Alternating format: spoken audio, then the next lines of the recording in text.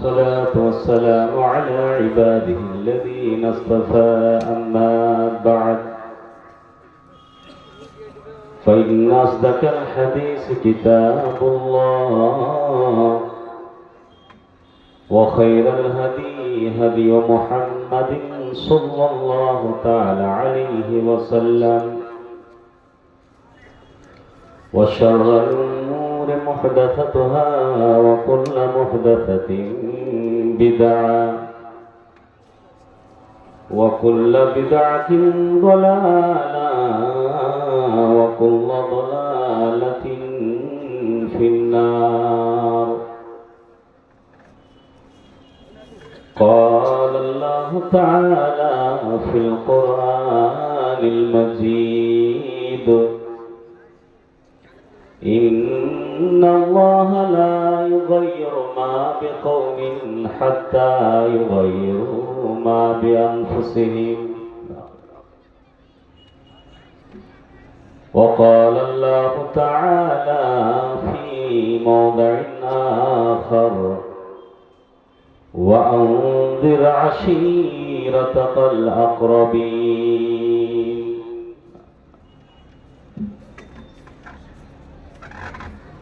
উপস্থিত আজকের সভার সভাপতি সাহেব, সামনে বসে থাকা পরিচিত অপরিচিত ভাই ও বাপজানেরা, পর্দায় বসে থাকা মা ও ভগ্নীরা, সর্বাগ্রে মহান স্রষ্টার কৃতজ্ঞতা জ্ঞাপন করি, যাহার অশেষ কৃপায় গতবারের ন্যায় এবারও আমরা এই জালসায় যোগদান করেছি। সকলে বলে আলহামদুলিল্লাহ। তারপরে পরে আমাদের নবী জনাবে মুহাম্মদ রাসূলুল্লাহ সাল্লাল্লাহু আলাইহি সাল্লামের প্রতি শত সহস্র দরুদ ও সালাম অবতীর্ণ কর্পিত হোক। আল্লাহুম্মা সাল্লি আলা ওয়া সাল্লিম বারিক আলা। আমি আমার ভূমিকাকে লম্বা করলাম না। যেটি লোক দাঁড়িয়ে আছেন, আপনাদের ধারণা যে 2-4 মিনিট দাঁড়িয়ে থাকবো, তারপরে পালিয়ে যাবো। আর যারা জালসাগুলোকে বড় বড় মাদানি, বড় বড় আলেমে দিন এই জন্য অবৈধ হারামের জায়গাতে পৌঁছে দিচ্ছে, কেন জানেন? কি মেয়ে, ছোট বাচ্চা, কি বড় বয়স্ক, কেউ ভুরুক্ষেপই নাই যেটা জালসার মেহফিল, দোকানে যেতে হয় না, জিলাপির দোকানে দাঁড়াতে হয় না, খেলনার কাছে যেতে হয় না, কিন্তু তারপর দেখলাম বয়স্ক ইয়ং সবাই রাস্তাতে হাঁটছে।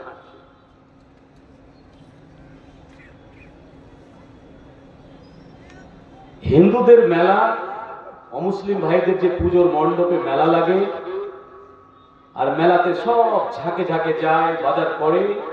আজকের বর্তমান যুগের জালসাগুলো সেই মেলাতেই পরিণত হয়েছে।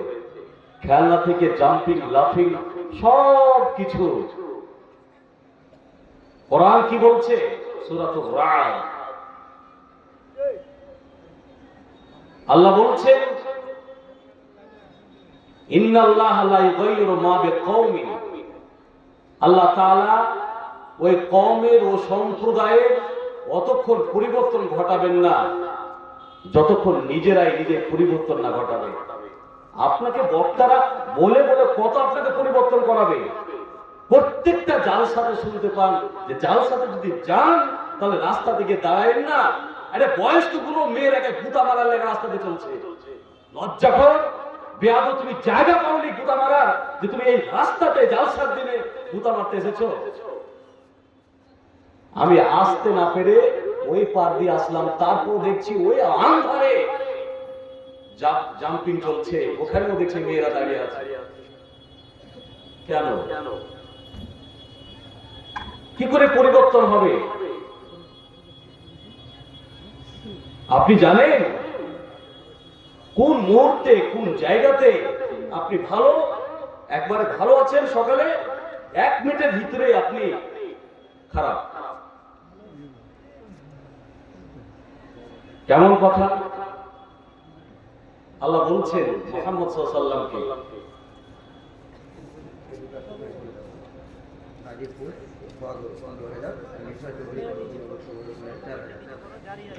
বাদল নাজিরপুর 15,000, নিশা চৌধুরী 8,000, 4,000। যাও পরে এটা বলতে হতো, যাই হোক আমার বিষয়টা এখন ছুটে যাচ্ছে। তো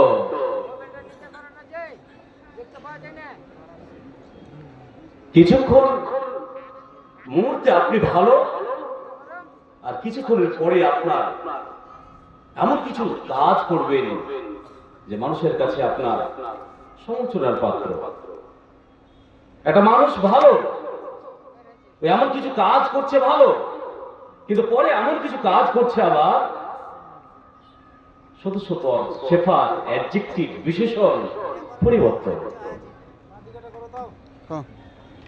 আল্লাহ বলছেন কোরআনে, নবী মুহাম্মদকে, আমি কে?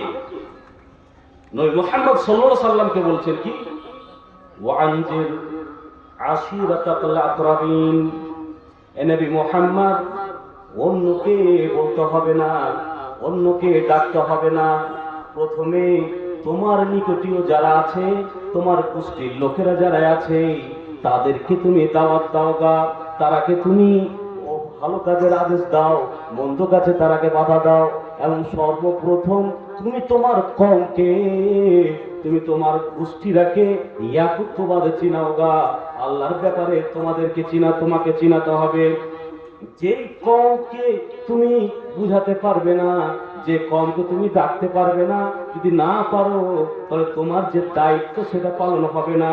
অতএব তুমি অন্যকে না বলে নিজের কওমকে, নিজের সম্প্রদায়কে, নিজের গোষ্ঠীকে আগে বুঝাও গা। আপনি যদি প্রশ্ন করেন, মৌলভী সাহেব তুমি তোমার গোষ্ঠীকে তো দূরের কথা, তুমি তোমার বাড়ির লোককেই বুঝাতে পারোনি, এটা কিছু করার নেই। কেন? এটা প্রথম আল্লাহ রাব্বুল আলামিন তার নবীকে বিধান দিচ্ছে, মানুষের কাছে যাবে তখন মানুষ তোমাকে নিয়ে বিদ্রূপ করবে, ব্যঙ্গ করবে, যে যেই মানুষ নিজের কওমকে, নিজের গোষ্ঠীকে, নিজের এলাকার লোককে দাওয়াত দেয়নি, অন্যকে বলতে এসেছে, তখন তুমি মুখ রাখতে পারবে না। অতএব তুমি তোমার প্রথম কাজটা হবে যে তোমার গোষ্ঠীকে আগে ডাকবে, তুমি তোমার কওমকে, তোমার সম্প্রদায়কে আগে বুঝাবে, তোমার পরিবারের লোকেরাকে বুঝাবে। তারা যদি বুঝে যায় তারপরে অন্যের কাছে বার্তা পৌঁছাবে। এটা আল্লাহ নবীকে বললেন। নবী তখন সাফা পাহাড়ে চলে, যারা হাজি, মারো সাফা আর মারো, দুটো পাহাড় রয়েছে, সাই করতে হয়, দৌড়াতে হয়।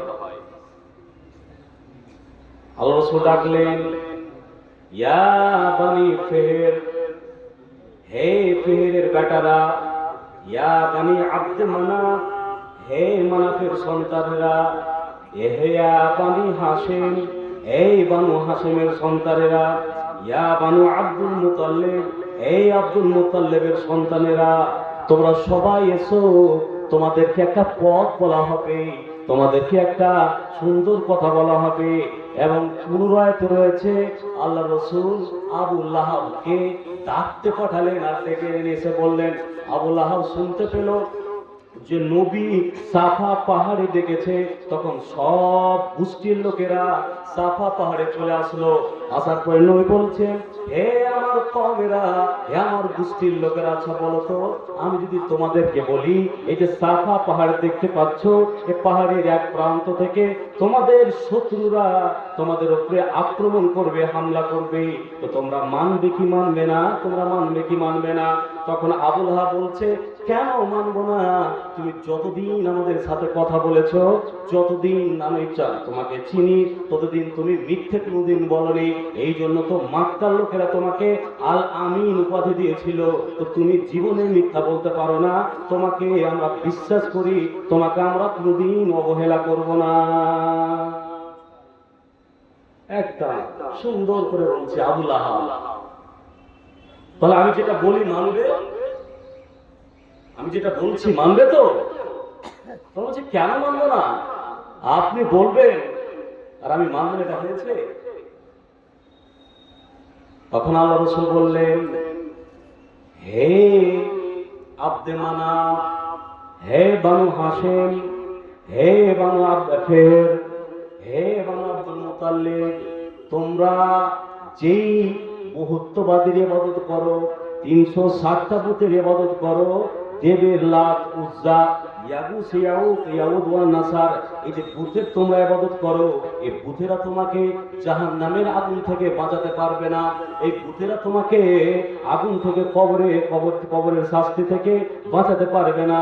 যদি জাহান্নামের আগুন থেকে বাঁচতে চাও, তাহলে আমাকে এবং তোমাকে সমগ্র পৃথিবীর যতগুলো মাখলুক রয়েছে যিনি সৃষ্টি করেছেন তার উপরে মানিয়ে এসো, তাহলে তোমরা জাহান্নামের আগুন থেকে বাঁচতে পারবে।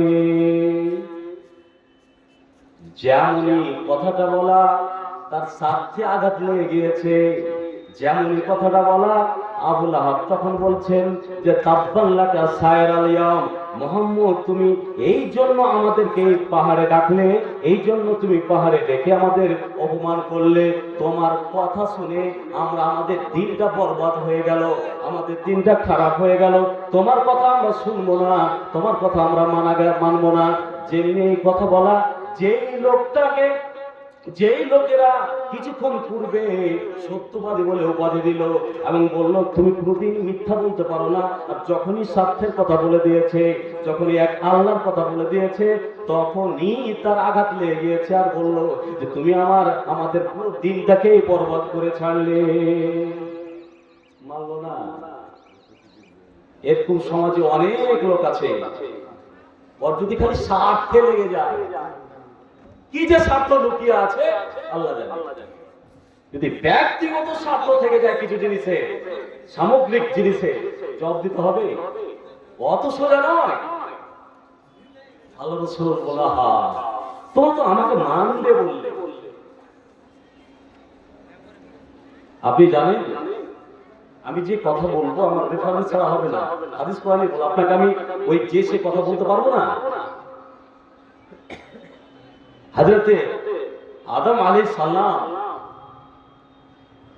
যখন আল্লাহ সৃষ্টি করলেন, সূরা বাকারা আল্লাহ বলছেন সমস্ত ফেরেশতাকে কি ইন্নী জাইলুন ফিল আরদি খলিফা, হে ফেরেশতারা তোমাদের দিয়ার হবে না, তোমরা আমার ঘোষণা করো, আমার ইবাদত করো, কিন্তু জমিনের ভিতরে আমি প্রতিনিধি বানাতে চাই, জমিনকে আমি আবাদ করতে চাই, আমি মাখলুক তৈরি করতে চাই, ইনসানকে আমি দুনিয়াতে পাঠাবো, এটা আমি উদ্দেশ্য করেছি। ফেরেশতারা বললেন হে রাব্বুল আলামিন এদেরকে বানাতে হবে না, দুনিয়াতে সৃষ্টি করতে হবে না, নাহনু নুকাদ্দিসু লাকা, আমরাই আপনার কৃতজ্ঞতা জ্ঞাপন করব, আমরাই আপনার পাখি বায়ান করব, আমরাই যতগুলো গুণকীর্তন করতে হয় আমরাই করব, এরাকে দুনিয়াতে পাঠাতে হবে না।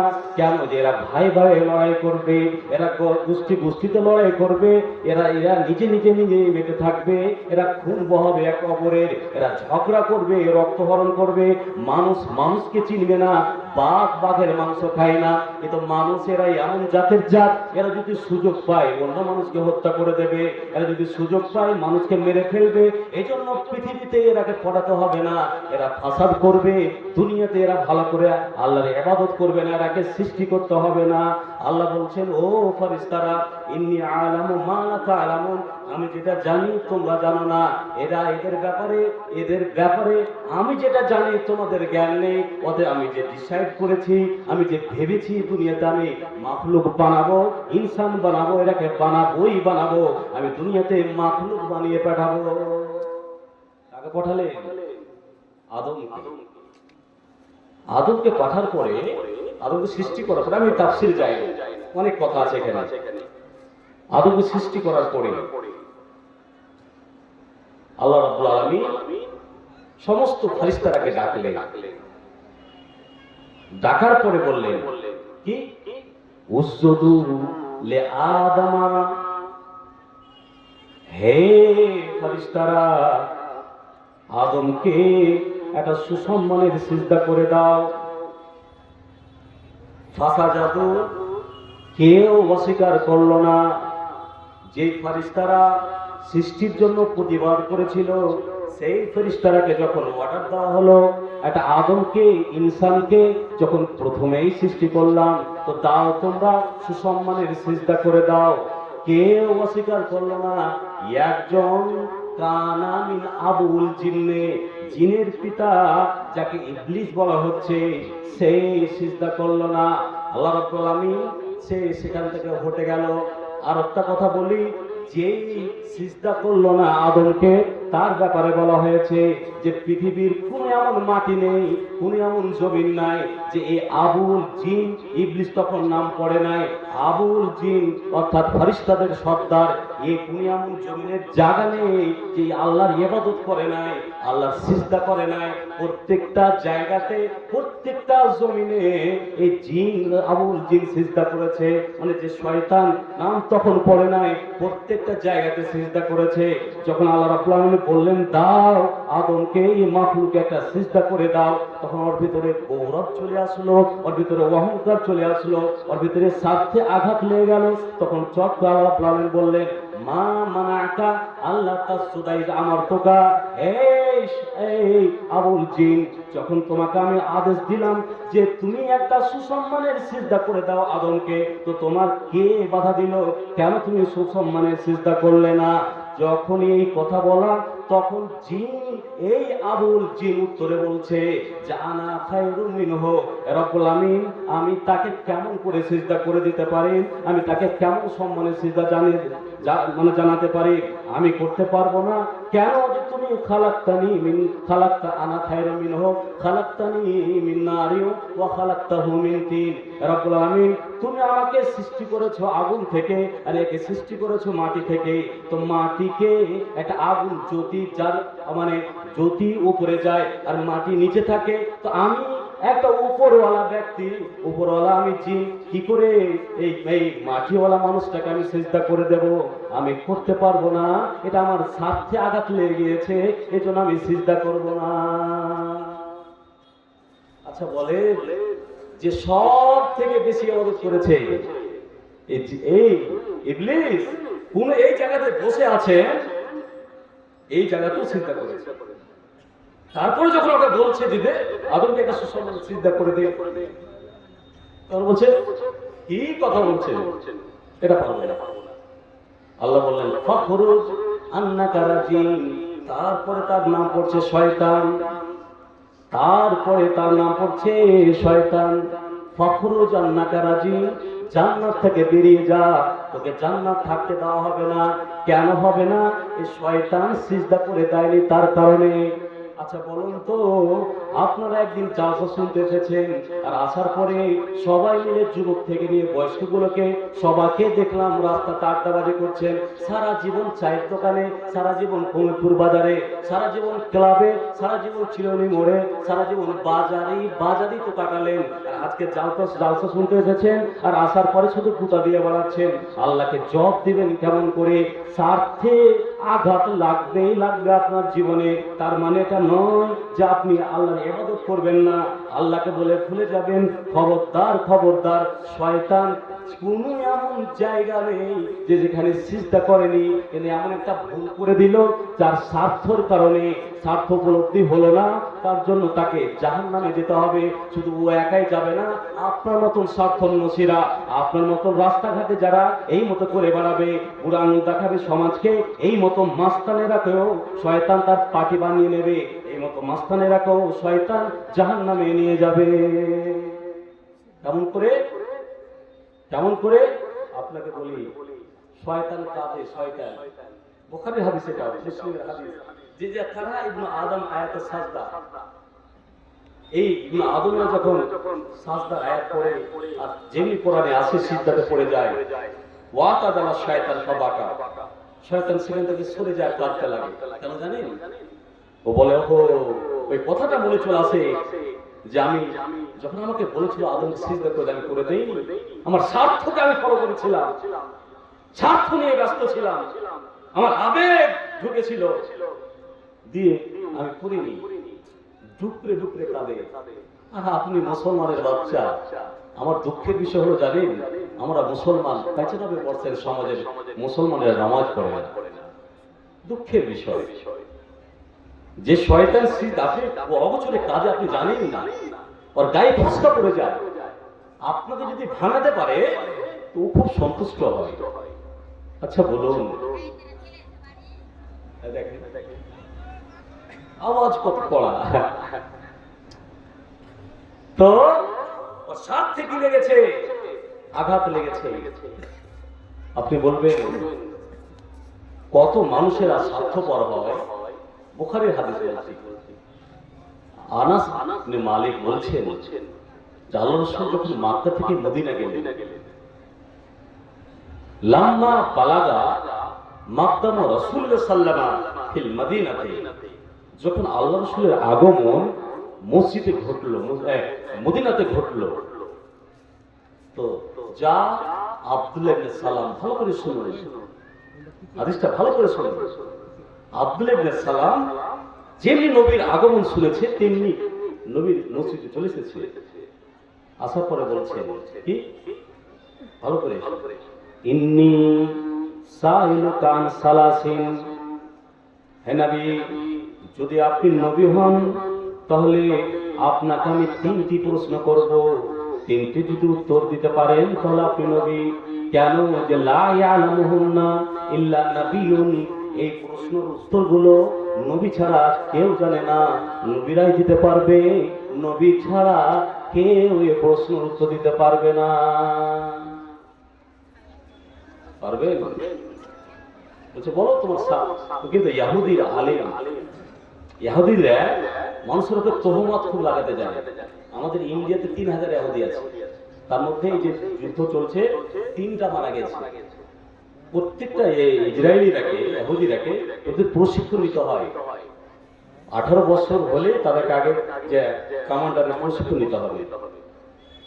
তোরা এই 3000 আছে, তো ওরা ইন্ডিয়াকে মনে করে আমাদের রাষ্ট্র, যেখানে যাবে মাথাকে ঘুরিয়ে দেবে, সব প্রোডাক্ট ওদেরই, যাই আমরা ওদিকে যাচ্ছি না। তো এই আব্দুল্লাহ ইবনে সালাম এসে বলছে যে 3টার উত্তর যদি দিতে পারো তাহলে আপনাকে আমি নবী মেনে নেব। আল্লাহ মানবে তো? হ্যাঁ কেন মানবো না? তখন বলছে বলো প্রশ্ন কি তোমার, বলো। তখন বলছে ওয়ামা আউয়ালু আশরাতিস সাআ, যদি নবী হন তাহলে নবীরা কোন এমন নবী নেই যে উত্তর জানে না, ও জানবে প্রথম কিয়ামতের নিদর্শন কি, এই কথাটা আপনাকে বলতে হবে। যদি বলতে পারেন তাহলে নবী। দ্বিতীয় প্রশ্ন হচ্ছে যে ওয়ামা আউয়ালু তাআমিন ইয়াকুলু আহলুল জান্নাহ, যে লোকগুলো জান্নাতে যাবে, জান্নাতে যখন প্রথম আপনাকে খাবার দেবে, যে খাবারটা কি হবে, দুটো। তৃতীয় নম্বর প্রশ্ন হলো যে আচ্ছা বলুন তো মিন আইয়ি শাইইন ইয়ানজাউল ওয়ালাদু ইলা আবিহি, কি কারণে প্রত্যেকটা সন্তানেরা বাপ এবং মায়ের মতন হয়, মেয়েরাও বাপ এবং মায়ের চেহারার মতন হয়। কোন ছেলে বাপের চোখ নিয়েছে, তো কোন মেয়ে বাপের চোখ নিয়েছে, তো প্রত্যেকটা সন্তান দেখা যায় যে বাপ এবং মা রং যদি ডিফিকাল্ট হয়, রং যদি অন্য হয়, তারপরেও তার চেহারা বাপ এবং মায়ের সাথে মিলে যায়। এই 3টি যদি প্রশ্ন উত্তর দিতে পারেন তাহলে আপনাকে নবী বলে আমি মেনে নেব, আপনাকে নবী ছাড়া আর আমি অন্য কোনো ভাববো না। তখন আল্লাহ রাসূল বলছেন মানবে তো? হ্যাঁ মানব। তখন বলছেন শোনো প্রথম কিয়ামতের আলামত। আল্লাহ রাসূল বলছেন নারুন, যখন কিয়ামত কায়েম হবে, ভালো করে শুনুন। এর আগে হাদিস আছে আনাস থেকে আবু হুরায়রাতে, আলামাতুস সাআ ইরফাউল ইলম, কিয়ামতের নিদর্শন হলো ইলমগুলোকে উঠিয়ে নেওয়া হবে, বড় বড় আলেম তৈরি হবে না। সাদলি চকে যে মওলানা তৈরি হয়েছিলেন এই মতো আর মওলানা খুঁজে পাওয়া যাবে না, মাস্টার প্রফেসর সব পাওয়া যাবে, কিন্তু এরা ইলমের চর্চা করবে না, এটা একটা আলামত। তারপর আল্লাহ রাসূল বলছেন ওয়া আকসুরুল জাহাল, নাদানি অজ্ঞতা সমাজে ছেয়ে যাবে, মূর্খতা ছেয়ে যাবে। তারপরে করতে করতে করতে আল্লাহ রাসূল অনেক গুনিয়েছেন, কিন্তু এখানে ওই মতো গুনালেন না। আল্লাহ রাসূল বলছেন শুনো নারুন, জাহান কিয়ামত কায়েম হওয়ার পূর্বে একটা আগুন বের হবে, আগুন। তাহসুরুল মাশারিক মিনাল মাগারিবে, পশ্চিম পূর্ব থেকে নিয়ে আগুনটা বের হবে, আর মানুষেরা আগুনের ভয়ে পালাতে লাগবে, মাশরিক থেকে পূর্ব থেকে পালাতে লাগবে, পালাতে সব মানুষেরা জড়ো হবে মাগরিবে, পশ্চিম দিগন্তে। তখন বুঝে নিও কিয়ামত কায়েম হয়ে যাবে। কিয়ামতের এটাই প্রথম হলো আলামত। ঠিক বলেছে। দ্বিতীয়, আপনি দ্বিতীয়টা উত্তর দিন। যদি কোনো মানুষ জান্নাতে যায়, তো জান্নাতে প্রথম খাদ্য কি দেবে? আপনার বাড়িতে যদি মেহমান আসে, চা দিবেন, টিফিন দিবেন, অন্য কিছু দিবেন, অনেক ভ্যারাইটিজ আপনি খাবার দেন, কিন্তু জান্নাতে রব্বুল আলামিন আপনাকে দিবেন ফাজিয়াদাতু কাবেদা হুতিন। আল্লাহ রব্বুল আলামিন যত জান্নাতি রয়েছেন সকল জান্নাতীকে মাছের কলিজা দেবেন। মাছের কলিজা প্রথম খাবার দেবে। দুটো ঠিক আছে।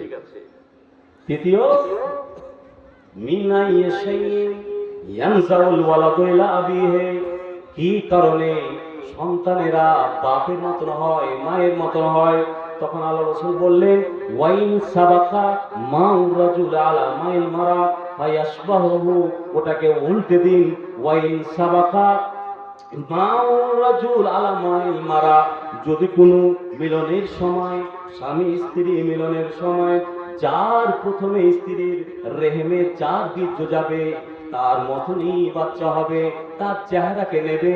আল্লাহ রাসূল সুন্দর করে তাকে বুঝিয়ে নিলেন, তাও লোকটা বুঝতে চায় না।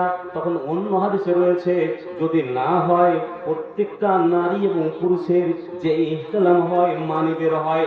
আরবিতে ওটাকে মানি বলা হয়। মানির মানে হলো যে জিমা করার সময় স্বামী স্ত্রী মিলনের সময় যে পানিটাকে বের বলা হয়, সেটাকে আরবিতে মানি বলা হয়। ওটা নারীরও হয় এবং পুরুষেরও হয়। ওটা যদি হয়, ওটা সাবকাত করবে, কম্পিটিশন করবে, করতে মেয়েদের পেটে যেখানে বাচ্চাদানি বলা হয়, বাচ্চাদানিতে যেই পানিটা আগে যাবে তার মতনই হবে। যদি পুরুষটার মতন হয়, মানে পুরুষটার পানি যায়, পুরুষটা যদি সাবকাত করে আগে চলে যায়, তাহলে পুরুষের মতন হবে, স্বামীর মতন হবে। ওখানে কম্পিটিশন করতে যদি নারীটা আগে যায়, তাহলে বাচ্চাটা নারীর মতন হবে। যেমন এই কথাটা বলা, তেমনই আব্দুল্লাহ ইবনে সালাম আর নিজেকে রাখতে পারেনি। যে ইহুদিদের আলেম ছিল, চট করে দাঁড়িয়ে বলছে, আশহাদু আল্লা ইলাহা ইল্লাল্লাহ ওয়া আশহাদু আন্না মুহাম্মাদুর রাসূলুল্লাহ। আল্লাহ রাসূল, আমি এটা সাক্ষী দিচ্ছি যে আপনি হচ্ছেন আল্লাহর রাসূল আর আপনি হচ্ছেন আল্লাহর প্রেরিত দূত। এটা আমি আল্লাহকে বিশ্বাস করে নিলাম। বিশ্বাস করার পরে তখন বলছেন, আমি তো মেনে নিলাম।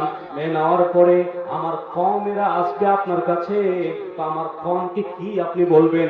তখন আল্লাহ রাসূল বলছেন, আচ্ছা আব্দুল্লাহ ইবনে সালাম, তুমি বলো তোমার কওমকে আমি কি বলবো, কি আমাকে শিখিয়ে দেবে তুমি?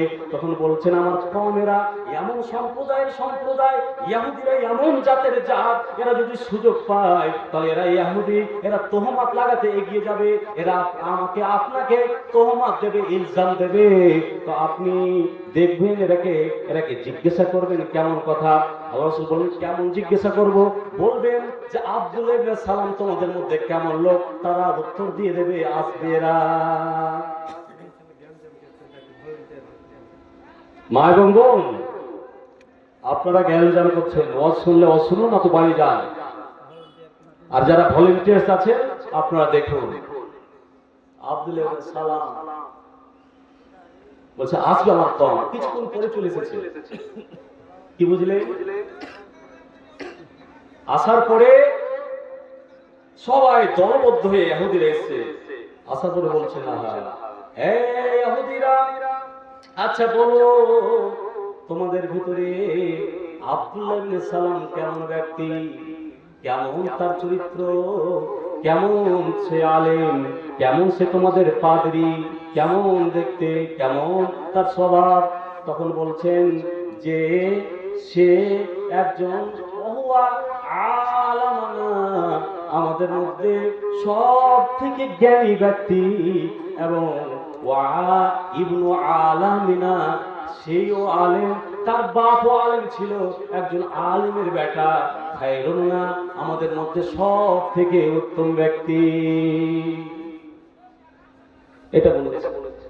যেমনি কথা বলা, আফলেন সালাম একটা ঘরের আড়ে ছিল, ঘর থেকে বেরিয়ে গিয়ে তাদের সামনে, ইহুদিদের সামনে আবার বলতে শুরু করেছে, আশহাদু আল্লা ইলাহা ইল্লাল্লাহ ওয়া আশহাদু আন্না মুহাম্মাদার রাসূলুল্লাহ। যেমনি কথাটা বলা, তেমনি ইহুদিরা রূপকে চেঞ্জ করে দিল। কেন? যে তাদের সাথে আঘাত লেগে গিয়েছে, যে তুমি নবীকে মেনে নিয়েছো, আল্লাহর একাত্মবাদকে মেনে নিয়েছো, তোমাকে আমরা আলেম মনে করেছিলাম, তোমাকে আমরা পাদ্রী মনে করেছিলাম, তুমি আমাদের সাথে আঘাত দিয়ে দিয়েছো, তোমাকে আর বলা যাবে না। চট করে কথাটিকে পাল্টে দিয়ে বলছে, সাররানা, এই লোকটা আব্দুল্লাহ ইবনে সালামের ব্যাপারে এক্ষুনি যে কথাটা বললাম আমরা ঘুরিয়ে নিলাম, এই লোকটা ভালো নয়, এই লোকটা সব থেকে আমাদের মধ্যে বদমাইশ লোক, এবং বদমাইশের বেটা, আর বাপও ভালো ছিল না, এইও ভালো নয়। আপনি কোন কাজ করছেন, কাজ করতে করতে কোন কিছু হলো, আপনি চট করে আপনার সাথে আঘাত লেগে গেল, মানে ওর ব্যাপারে আপনি সমালোচনা করে বেড়াচ্ছেন। সমালোচনা করবেন কেন? করবেন আপনাকে কি করে বুঝায়? শুধু এটা নয়, এটাও বুখারীর হাদিস, কিতাবুল আম্বিয়া, আবু সাঈদ থেকে বর্ণনা।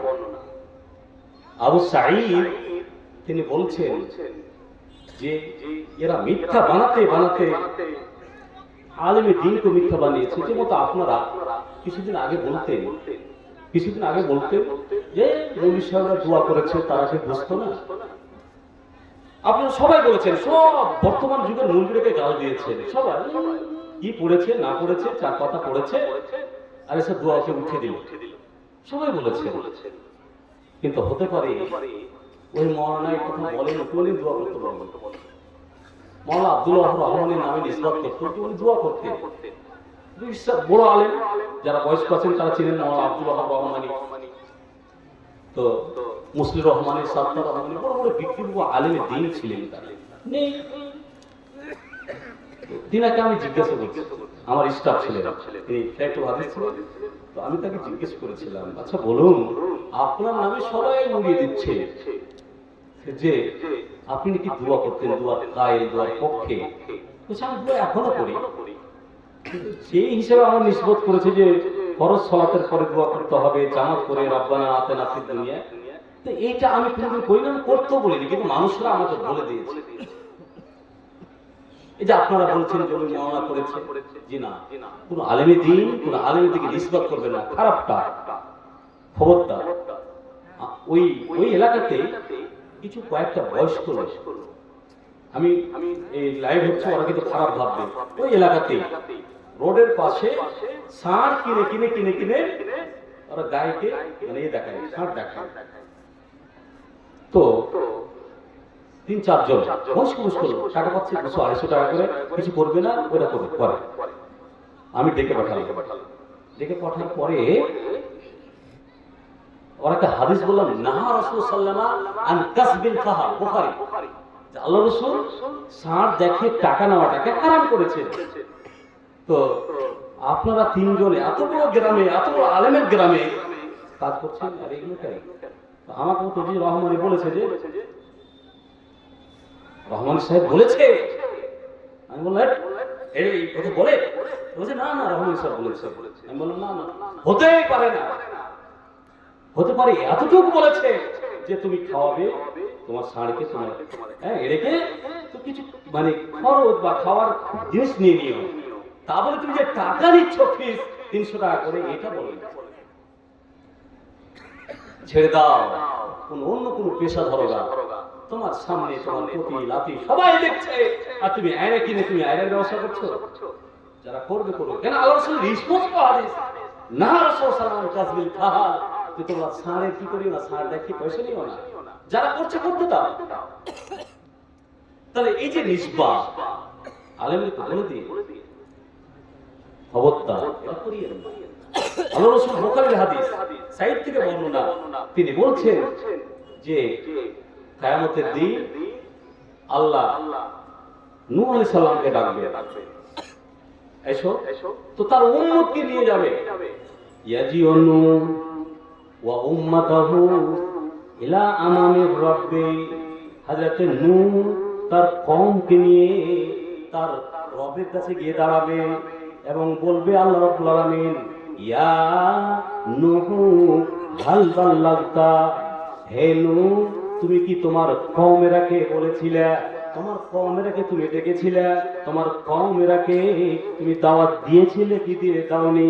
তখন হযরত নূহ আলাইহিস সালাম বলবেন যে হ্যাঁ রব্বুল আলামিন, ইন্নী দাআউতু কওমি লাইলা ওয়া নাহারা ফালাম আজিদ দুআহুম ইল্লা ফিরারা। হে রব্বুল আলামিন, এরাকে আমি রাতে ডেকেছি, দিনে ডেকেছি এবং আমি কোন সময় অবসর দিইনি। ইন্নী দাআউতু কওমি লাইলা ওয়া নাহারা, দিনও দাওয়াত দিয়েছি, রাত্রেও দিয়েছি, এরা আমার কথা শুনে দেয়নি, এরা কোনোদিন আমাকে মেনে দেয়নি। আল্লাহ রাব্বুল আলামিনের সামনে হযরত নূহ আলাইহিস সালাম বলবেন, তখন আল্লাহ রাব্বুল আলামিন তার কওমকে জিজ্ঞাসা করবেন, হাল বাল্লাগতা, এই নূহর কওমেরা তোমাদের কাছে কি নূহ গিয়েছিল, নূহ কি পৌঁছেছিল, নূহ পৌঁছেছিল কিনা?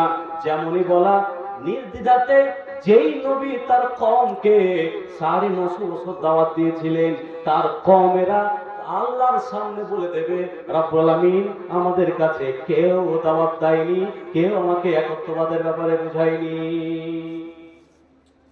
সাথে সাথ সাথকে আমি করে দেব। আপনি যদি বলেন এই গ্রামের লোকেরা, এই গ্রামে বুদ্ধিজীবী থেকে নিয়ে ইয়ং মূর্খ যারা সমাজ চালান সবাইকে বলছি, যদি কিয়ামতের দিন বলেন, কোনদিন আপনারা বলতে পারবেন না যে আপনার গ্রামের ইমাম সাহেব, আপনার গ্রামের মুলবি সাহেব, আপনার গ্রামের যেই ধরনের মুলবি সাহেব হোক না কেন, যখন মেম্বারে রাসূলে দাঁড়ায় তখন কোনো না কোনো একটা বিষয়কে ক্লিয়ার করে। আপনি বলতে পারবেন না যে এই জালসার নামে যে আপনারা মেলা তৈরি করেছিলেন, রাস্তাতে আপনারা ঘুরে ঘুরে চলে গিয়েছেন, দোকানে শুধু আড্ডাবাজি করে চলে গিয়েছেন, এই কথাটা বলতে পারবেন না যে বক্তারা ওয়াজ করেছিল, দুনিয়া ও আখিরাতের কথা বলেছিল, আমরা কোনোদিন শুনি নাই, পালায়ন করেছিলাম, এই কথাটা বলতে পারবেন না। কিন্তু নূহ আলাইহিস সালামের কওমেরা এমন হঠধর্মী কওম যে তাদের নবীর সামনে তার দাওয়াতটাকে অস্বীকার করেছিল এবং বলল আল্লাহ রাব্বুল আলামিন, এই নূহ তোমার কওমেরা তোমার ব্যাপারে সাক্ষ্য দিচ্ছে যে আমাদের কাছে দাওয়াত পৌঁছাতে যায়নি, আমাদেরকে দাওয়াত দেয়নি, তুমি সাক্ষী কেমন করে দেবে? তোমার ব্যাপারে কে তোমাকে বাঁচাবে? কে বলবে? তখন নূহ আলাইহিস সালাম বলবেন, মুহাম্মদ ওয়া উম্মাতাহু, রাব্বুল আলামিন মুহাম্মদ রয়েছে, যে শেষে রয়েছে, সেই আমাকে বাঁচাবে এবং তার উম্মতেরা বাঁচাবে। আল্লাহ রাব্বুল আলামিন বলেছেন, ওয়া কাযালিকা জাআলনা, আল্লাহ বলছেন এই মতই আমি তোমাদেরকে, আল্লাহ রাব্বুল আলামিন নবী মুহাম্মদকে বলছেন যে তোমাদেরকে অন্য নবীর উপরে সাক্ষ্যদাতা বানিয়েছি। কেন? যে নূহর কওমেরা নূহকে মিথ্যা মনে করে নেবে, তখন এরা এই মুহাম্মদ এবং মুহাম্মদের কওম নূহ আলাইহিস সালামকে বাঁচিয়ে আসবেন। আচ্ছা বলুন তো, আপনাকে এই গ্রামের লোকে যদি আমি খুঁজি, যে গ্রামের সর্দার রয়েছে এই হতে সাক্ষী দিতে চান্স পেয়ে যাবে, এই গ্রামের ইমাম রয়েছে এ হতে পেয়ে যাবে, আল্লাহ জানে কে গিয়ে নূহ আলাইহিস সালামকে বাঁচাবে। কিন্তু স্বার্থ তো, কষ্ট তো দিয়েছে নবী নূহকে, যেই ব্যক্তি 950 বছর বাঁচিয়েছে, 950 বছর দাওয়াত দিয়েছে, তার ব্যাপারে আল্লাহর সামনে বলবে যে আমার গ্রামে ডাকেনি, বলবেন কিয়ামতের দিন বলবেন যে না না ডেকেছিল, মুলি সাহেব বলেছিল, কিন্তু খেয়াল করিনি। মুলবি না মুলবি, গ্রামের মুলবি, অত গুরুত্ব দেয়নি। কি বুঝে? কিছু কিছু এখনো আছে, কি বুঝে? যদি আল্লাহ দিয়েছে, আমার বয়স থেকে দেখে মনে হচ্ছে আমার ছাত্রই বেশি আছে, আমার থেকে বড় বড় এই হাব্বা জুব্বা, কিন্তু তারপরে কিছু লোক আছে এলাকা যে মনে করে কি জানি না ভাই, কিন্তু তারপরেও বলছি স্বার্থে যদি কোনো যাতে আঘাত লেগে থাকে ত্যাগ করুন। আপনাকে আমার কোনোই না, আমার কোনো কত আক্রমণ করে মুলবি সাহেবকে, কত গাল দেয়, কত খারাপ মনে করে, কিছু যায় আসে না। কেন? এজন্য বলছি, হযরতে এটা আবু হুরায়রা থেকে হাদিস, আবু হুরায়রা বলছেন যে কিয়ামতের দিন ইয়ালকা ইব্রাহিম ও আবাহু আজার, বুখারীর হাদিস। কিয়ামতের দিন নবী ইব্রাহিম তার বাপের সাথে সাক্ষাৎ করবে, তো দেখতে পাবে বাপের মাথাতে ধুলো মাটি ভরে আছে, বদরটা পুড়ে আছে। দেখে উনি এমন মানুষ নেই যে তার বাপ, উনি আপন ছেলে নেই যে তার বাপকে ভালোবাসে না, উনি এমন পিতা নেই তার ছেলেকে ভালোবাসে না, যে বাপ বারবার বারবার বলছে ইয়া আবি লা তুসিনি, হে আমার পিতা আমার নাফরমানি করিও না, ইয়া আবাতি লিমা তা'বুদু মা লা ইয়াসমা ওয়া লা ইউবসিরু, হে আমার পিতা কেন এমন ইবাদত করো এমন বুতের যে শুনতেও পায় না, যে দেখতেও পায় না, যে কোনো উপকার দিতে পারবে না। তারপরেও বেটা ইব্রাহিমকে আজার বলেছিল, হে বেটা ওয়াহজুরনি ওয়াইলাম তানতাহি লা আরজুমান্নাকা, তুমি যদি তোমার রবের দাওয়াত দাও, যদি তুমি আমাকে না ছেড়ে দাও তাহলে তোমাকে আমি রজম করে দেব, তোমাকে আমি ক্ষমা করব না। বেটা হলে তো কি হলে? তারপরে বলেছিল যে তুমি ছেড়ে চলে যাও, বাড়ি থেকে বেরিয়ে যাও, তোমার মতন বেটার আমার প্রয়োজন নেই, তোমাকে আমার বাড়িতে থাকতে হবে না। কেন? যে তার স্বার্থে আঘাত লেগেছিল। হযরতে ইব্রাহিম যখন বাপকে দেখতে পাবে যে বাপের গতর পড়ে আছে, ছায়ের মতন আছে, ধুলা মাটি লেগে আছে, বাপের কষ্ট দেখতে পাবে, তখন হযরত ইব্রাহিম বড়জোর হয়ে বাপকে বলবেন, আব্বা জান তোমাকে কি আমি বলি না ইলা তাসিনি আবি, আমার নাফরমানি করিও না। তখন হযরত ইব্রাহিমকে কিয়ামতের দিন বাপ আজার বলবে, ওরে আমার বেটা ওই দুনিয়াতে তোমার কথা মানেনি, তোমাকে আমি ছোট মনে করেছিলাম, তোমার রবের ব্যাপারে তোমাকে অবহেলা মনে করেছিলাম, তোমাকে আমি কেয়ার করি নাই, তোমাকে ভেবেছি তুমি সাধারণ একটা মুরগি, সাধারণ তুমি একজন কথা বলছো, আল্লাহর ব্যাপারে অত গুরুত্ব দেইনি, তোমাকে অত আমরা ভালোভাবে নিইনি।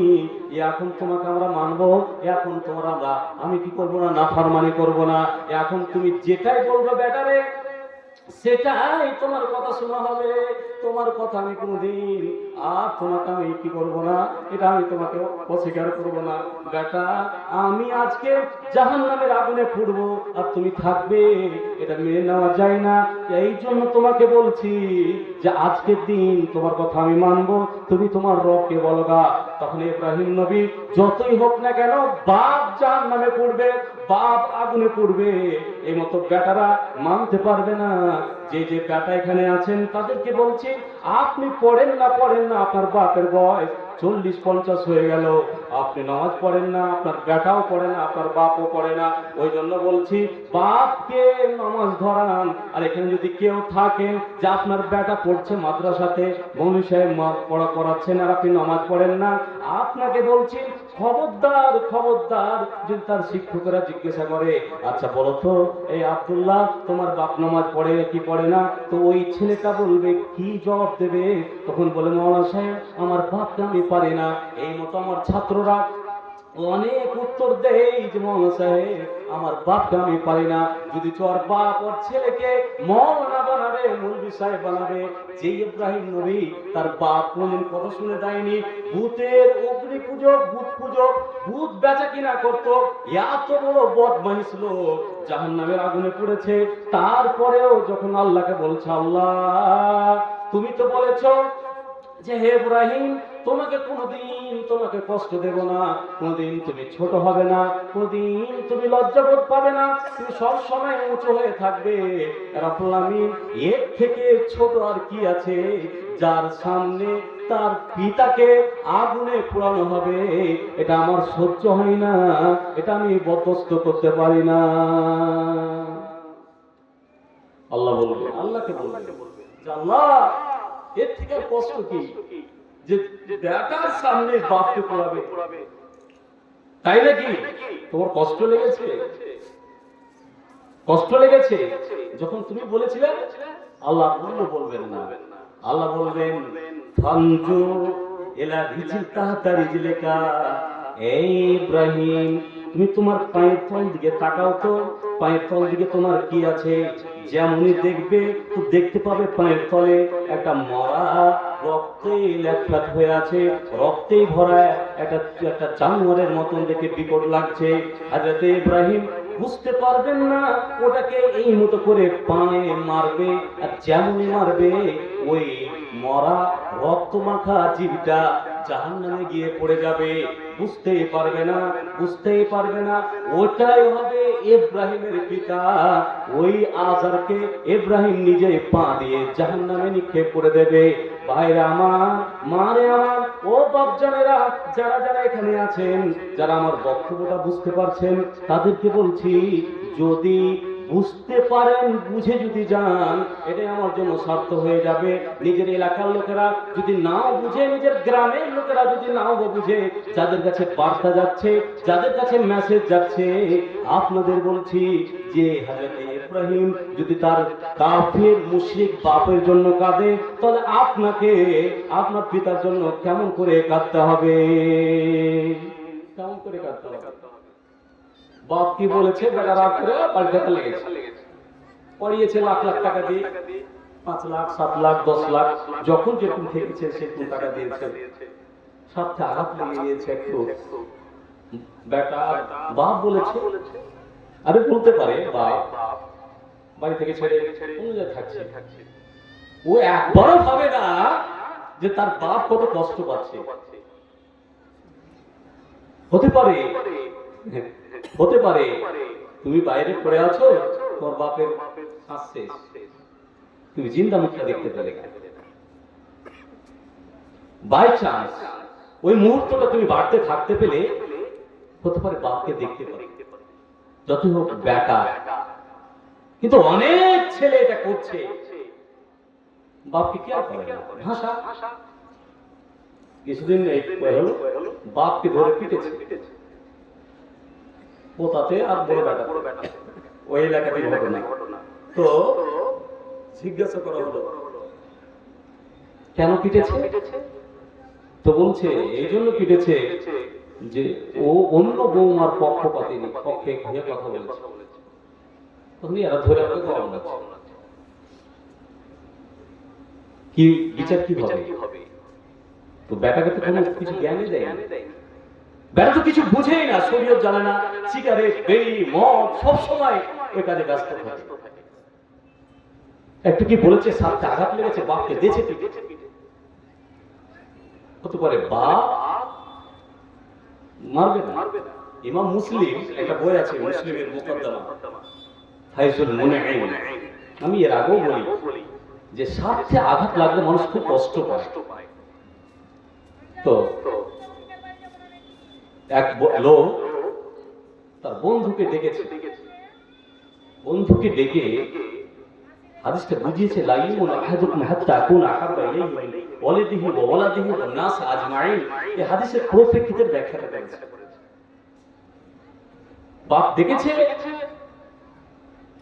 বাপ বসে আছে, তো বাপ বাড়িতে আছে, বেটা তার বন্ধুকে ডেকেছে বাড়িতে, ডেকে বাইরে রোদ্রের ধূপে, অনেক প্রখর রোদ পড়ছে, সে রোদ্রে দাঁড়িয়ে দাঁড়িয়ে গল্প করছে। বাপ বলছে, ও বেটা, এখানে দাঁড়িয়ে না থেকে বারান্দায় চলে আসো, একটু ছায়াতে চলে আসো।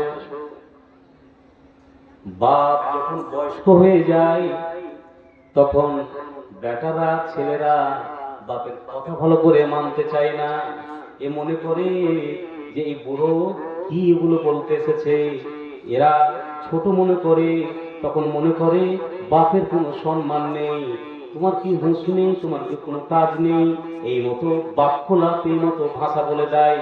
তুমিও বাবা হবে, তুমিও আজকে ছেলে, তুমি কিছুদিন পরে পিতা, তুমিও অপেক্ষা করো।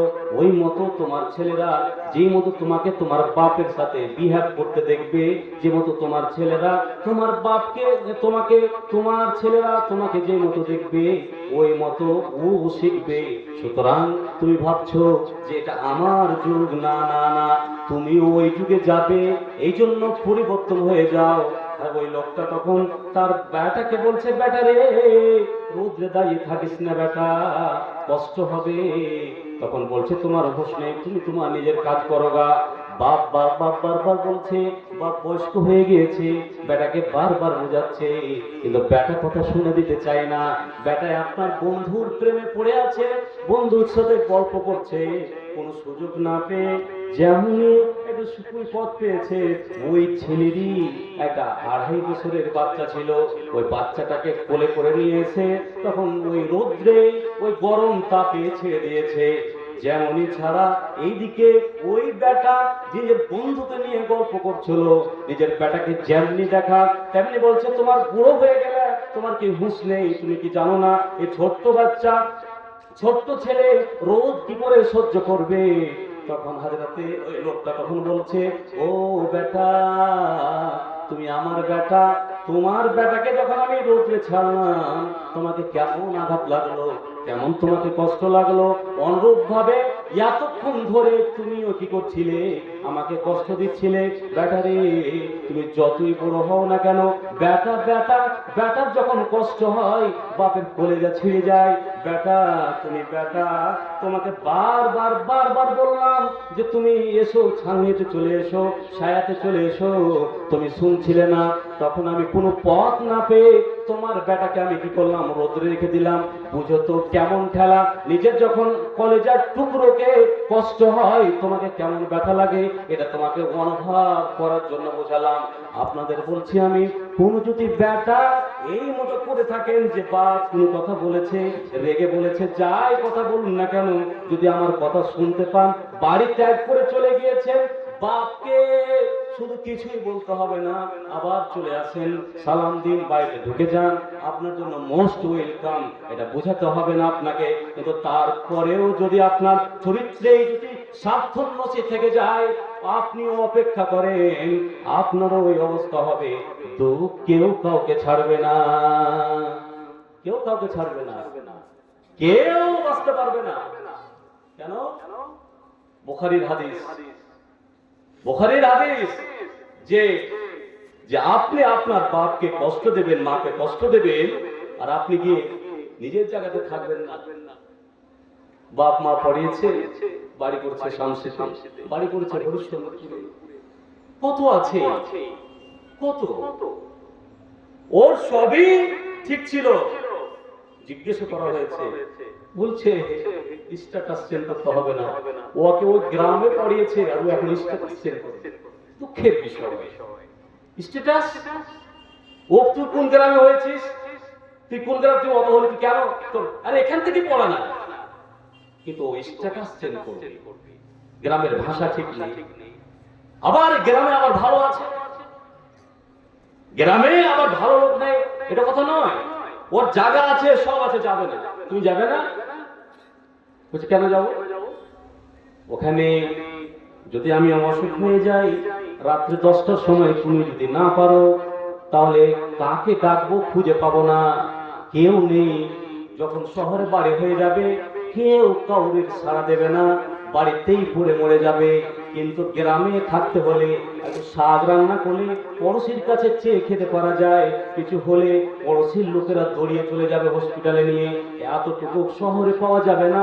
অতএব আমি শহরে যাব না, কিন্তু কিছু কিছু লোক নিজের মডার্নিটি বজায় রাখতে গিয়ে, স্ট্যাটাস চেঞ্জ করতে গিয়ে তারাকে শহরে যেতে হবে, তারাকে গ্রামের পরিবেশ ভালো লাগবে না, শহরে যেতে হবে।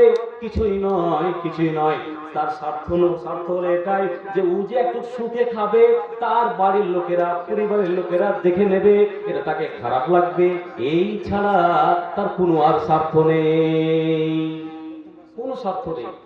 কিন্তু এটা করে সমাজে, এটা সমাজে হয়, আপনি করবেন কি? কিচ্ছু করার নেই। বুখারীর হাদিস যে স্বার্থ যদি এমতো হয়, তাহলে ওই লোক জীবনে কামের হবে না, কেমন ওকে জবাব দিতে হবে। আপনি ধরুন স্বার্থ বলতে, স্বার্থ বলতে আপনি বুঝতে পারেন না তো, আপনাকে ধরুন সাল্লিচক মাদ্রাসা সেক্রেটারি বানিয়েছিল, বানাচ্ছে তো, বানাচ্ছে, বানার পরে 10 বছর আপনি থাকলেন, থাকার পরে সবারই অধিকার আপনাকে সরালো, হটলেন আপনি, তারপরে আপনি সমালোচনা করে বেড়াচ্ছেন কেন? এটা নিশ্চয়ই কোনো স্বার্থ আছে। তাহলে নিশ্চয় স্বার্থ আছে, এটা করবেন না। মানুষ তো আরো হাসছে, লাভ কি ছিল? কিছু কিছু ক্ষেত্রে লাভ কি ছিল? ফেসবুকের স্ট্যাটাসে দেখলাম একজন কেএসসি ছিল, কেএসসিতে কত সরানো হয়েছে, তো অনেক হবে, হাসলাম। কেন? তাহলে নিশ্চয় স্বার্থ ছিল।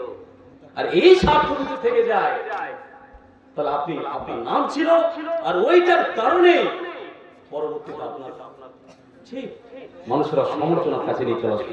এটা হাদিস বলছে, আল্লাহ রাসূল এটা বর্ণনা করে আবু হুরায়রা বলছেন, লাম ইয়াযুব ইব্রাহিম ইল্লা মিন সালাস, ইব্রাহিম জীবনে মিথ্যা কথা বলেনি তিনটি ছাড়া। তিনটি কথা উনি জীবনে মিথ্যা বলেছেন। ইসনানে ফি জাতিল্লাহ, দুটো আল্লাহর জাতে। প্রথম কি? ইব্রাহিম আলাইহিস সালামকে তার কওমেরা আজারবা মেলা, এই যে মেলা দেখলেন বাজারে মেলা, এই মেলাতে ডাকতে এসেছিল। তো উনি কি বাহানা করবেন খুঁজে পাই না, অসুখ টসুখ কিছুই নাই, একদম সুস্থ সবল। তিনি বললেন, তোমরা যে তোমাদের মেলাতে ডাকতে এসেছো, তোমাদের মেলাতে আমি আনন্দ করতে যেতে পারবো না। তখন এলাকার লোকেরা, গ্রামের লোকেরা সবাই জিজ্ঞাসা করছে, বাড়ির লোকেরা জিজ্ঞাসা করছে, তুমি তো এখনই ভালো ছিলে, তুমি কেমন করে কি হলে তুমি যেতে পারবে না? ইব্রাহিম আলাইহিস সালাম তখন বললেন, ইন্নী সাকিনুন, আমি অসুস্থ রয়েছি, আমি তোমাদের মেলাতে ওই আনন্দ করতে যাব না, ভূতের মেলা দেখতে যাব না, দেবদেবীর মেলা দেখতে যাব না। যেই মতো আমাদের এলাকাতে কুমিরপুর বাজারে মেলা লাগলে আমরা 500 টাকা, 1000 টাকা, 2000 টাকা, 5000 টাকা খরচ করে মেলার পুতলা কিনে নিয়ে এসে দিতাম বাচ্চারাকে। আস্তে আস্তে আস্তে আস্তে মানুষরা পরিবর্তন হয়েছে, কিন্তু ঘাটে যে মেলা হলো, আমাদের এই 2-3টা গ্রামের মুসলমানের বাচ্চারা এরাই ওখানে গিয়ে ভিড় জমিয়ে এরা সবকিছু করে। আপনাকে কি করে বুঝায় যে ওই জায়গাতে যেতে হবে না, মেলাতে যেতে হবে না? হযরত ইব্রাহিম আলাইহিস সালাম ওই ঘরে জন্ম নিয়ে তাও তার স্বার্থ এমনটা যে আল্লাহকে চিনতে গেল। আল্লাহকে কেমন করে চিনতে গেল? আপনি বিবেক পেলেন না, আপনি বুঝতে পারলেন না যে ঘরে শুয়ে আছেন, ঘুমিয়ে আছেন। আপনি জিজ্ঞাসা করুন আপনার নাফসকে, আপনার আত্মাকে যে আপনাকে সৃষ্টি কে করেছে, কেন বা সৃষ্টি করলো? আসমানকে সৃষ্টি করেছে কে? এই তারকাকে সৃষ্টি করেছে কে? চন্দ্রকে সৃষ্টি করেছে কে? আসমানকে সৃষ্টি করেছে কে? একের পরে এক উত্তর আসবেই আসবে, বিবেক খাটালেই পৌঁছে যাবেন, কিন্তু আপনি খাটাতে গেলেন না। ইব্রাহিম আলাইহিস সালাম আজারের ঘরে জন্ম নিয়ে, ভূত পূজকের ঘরে জন্ম নিয়ে, যে ভূত বিক্রয় করতো, ভূত বানাতো, তার ঘরে জন্ম নিয়ে হযরতে ইব্রাহিম আলাইহিস সালাম তিনি ভাবতে লাগলেন, আমার বাবা যে কাজটা করে, আমার বাবা যে ভূত বানিয়ে বিক্রয় করে, এটা মানার নয়, এটা মানতে পারি না।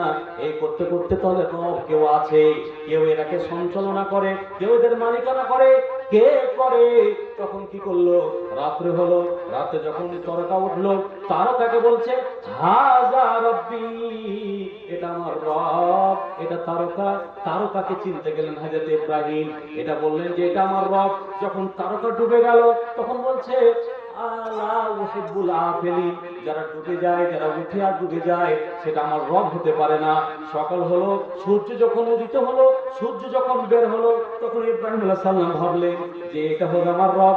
হাযা আকবারু, তারকাগুলো ছোট ছোট ছিল, এটা বড় হতে পারে, এটাই আমার রব। যখন সূর্য সন্ধ্যা হলো, ডুবে গেল, তখন ভাবলো এটা আমার রব হতে পারে না, এটাও আমার রব নয়। আবার যখন চাঁদ বের হলো, চাঁদকে দেখে ইব্রাহিম আলাইহিস সালাম বললেন, এটাই আমার রব। কেন? যে এটা ওই সূর্য থেকে হতে পারে একটু ছোট, কিন্তু অতি উপরে রয়েছে, এটাই আমার রব। যখন এই আবার ডুবে গেল, দেখতে পেল না, ইব্রাহিম আলাইহিস সালাম বলছেন, এটা আমার রব নয়। এরাকে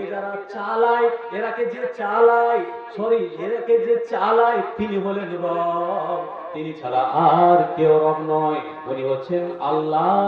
আল্লাহকে মেনে নিলেন।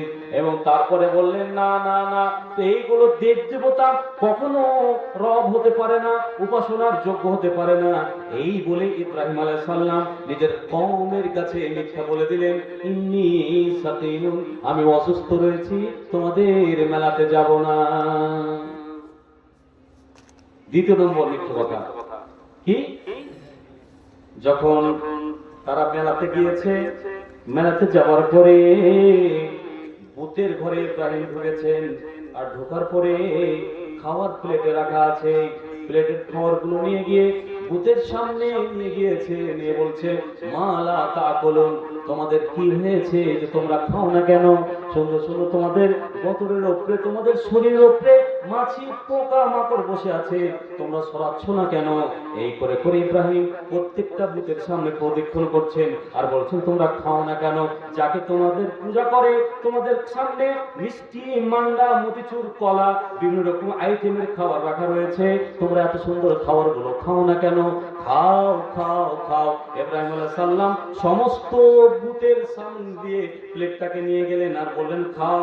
কোনো ভূত খায় না, কোনো ভূত খায় না।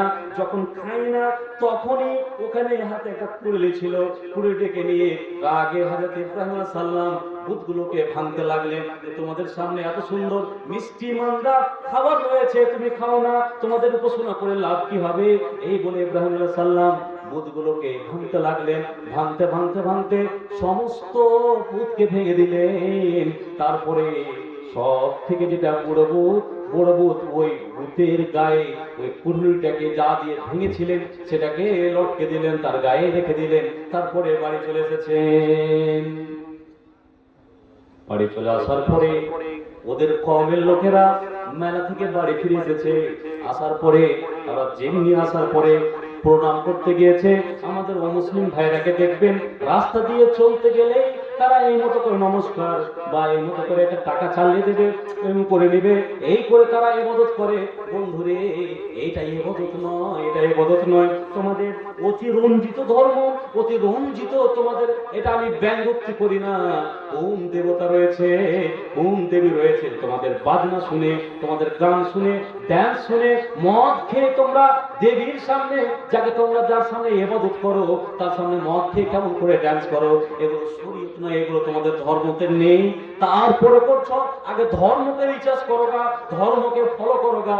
অন্য ধর্মের মানুষকে আঘাত দিয়ে নিজের ধর্ম পালন করাটার নাম তোমাদের সনাতনী নয়। তুমি ভালো করে পড়ো গা, এটা তোমাদের বলছি। আর কোথায় তোমরা পেয়ে গেলে যে তোমাদের দেবতাকে খুশি করতে গেলে তোমাদের সারা খেতে হবে, ড্যান্স করতে হবে, গান বাজাতে হবে, বাজনা বাজিয়ে দেবতাকে খুশি করতে হবে?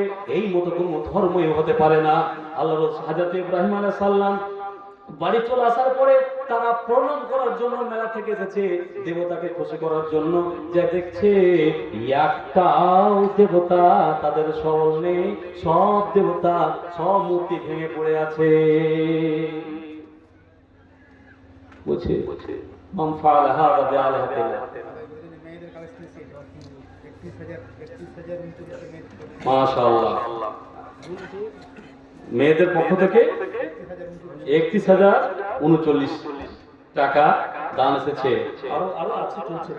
হ্যাঁ, তো শেষে আলহামদুলিল্লাহ, মেয়েরা, মা বোন, আপনারা বেশি বেশি করে কালেকশন করুন, তাহলে দান দিন। কেন? আল্লাহ রাসূল বিশেষ করে মেয়েদেরকে বলেছেন, ছেলেরা তো দেয়, কিন্তু মেয়েদের দানটা খুব আলোড়ন সৃষ্টিকারী। আল্লাহ রাসূল বলেছেন উরিতুকুম আকসারা মিন আহলিন নার, তোমরা যাহাতে বেশি বেশি দান করো।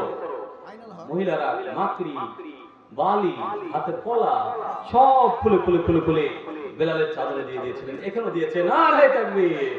বাহ! গুনতে আইন হক, স্ত্রী মরে গেছে, একটা ক্যাটা, এই গয়না দেখতে পাচ্ছেন, দুটো বালা, দুটো তিনটে আছে, সব চাঁদের।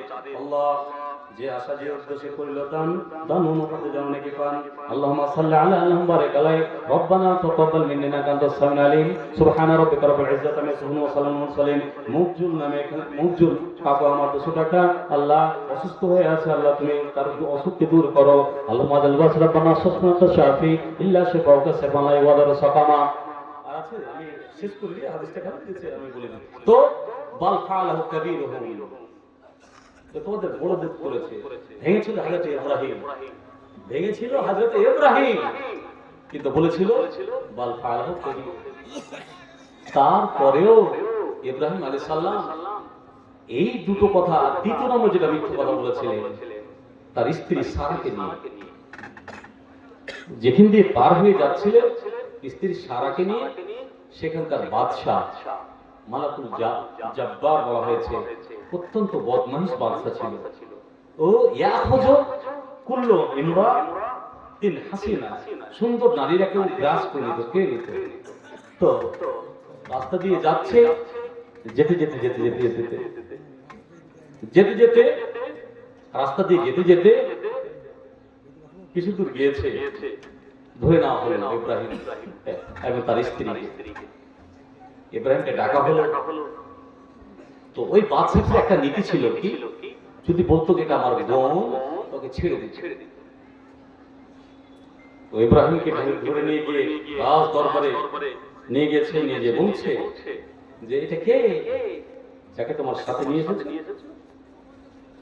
তখন বলছে আদিহি মুক্তি, এটা আমার বোন, আমার বোনকে আমি সঙ্গে নিয়ে এসেছি। যেমনি বলা ইব্রাহিমকে ছেড়ে দিল, ইব্রাহিম নিজের স্ত্রী সারার কাছে যে বলছে, ও আমার অর্ধেকিনী, ওরে আমার প্রিয়তমা, এই রাষ্ট্রে এই জায়গাতে তুমি ছাড়া আর আমি ছাড়া কেউ মুমিনা নয়, কেউ ইমানদার নয়। ও সারা শোনো, মুসলমান আর একজন মুসলমান ইসলামের দিক দিয়ে ভাই ভাই, এই ক্ষেত্রে আমি তোমাকে বোন বলে এসেছি। ও সারা, তোমাকে যদি জিজ্ঞাসা করে তো তুমি বলবে না যে আমি ইব্রাহিমের স্ত্রী, তুমি বলে আসবে যে আমি হলাম ইব্রাহিমের বোন। হতে পারে এই বদমাইশ বাদশা তোমাকে ভোগ না করে ছাড়বে না, তো এই বোনের কথা বলতে গেলেই তোমাকে ছেড়ে দেবে। যেমনি সারাকে নিয়ে যাওয়া হলো ইব্রাহিমের কাছ থেকে ওই বাদশার সামনে, আর বাদশার সামনে যে জিজ্ঞাসা করা হলো, হে তুমি কে, তখন ওই সারা বলতে শুরু করেছে, আমি বললাম ইব্রাহিমের বোন, তার আমি স্ত্রী নয়। কিন্তু ওই বাদশাহ এমন কামিনার কামিনা, প্রত্যেকটা যে বোন বলেছে ছেড়ে দিয়েছে, কিন্তু সারাকে ছাড়লো না। সে ভোগ করার নিয়াতে তাকে গ্রাস করলো। বুখারীর রয়াতে রয়েছে, তাকে গ্রাস করতে যাবে, ধরতে যাবে, হাত আর হিলাতে পারে না। কেন? হযরতে সারা আল্লাহর কাছে বলে দিয়েছিল, আল্লাহর কাছে দোয়া করে দিয়েছিলেন, হে রব্বুল আলামিন, আমি যদি সত্য হয় আর তোমার নবী ইব্রাহিমের উপর ঈমান রেখে আমি থাকি, তাহলে এই বদমাইশের বাদশা আমাকে ভোগের সামগ্রী বানায় না। রব্বুল আলামিন, তুমি এর কাছ থেকে আমাকে নাজাত দিয়ে দাও। যেমনি ধরতে যায় তেমনি তার হাত আর হিলাতে পারে না। তখন ওই বাদশা বলছে, এই মহিলা, তুমি তোমার রবের কাছে দোয়া করো যেন আমাকে এই তোমার রব আমাকে মাফ করে দেয়, আমাকে বাঁচিয়ে দেয়। হযরত ইব্রাহিমের স্ত্রী সারা দোয়া করলেন, ঠিক হয়ে গেল।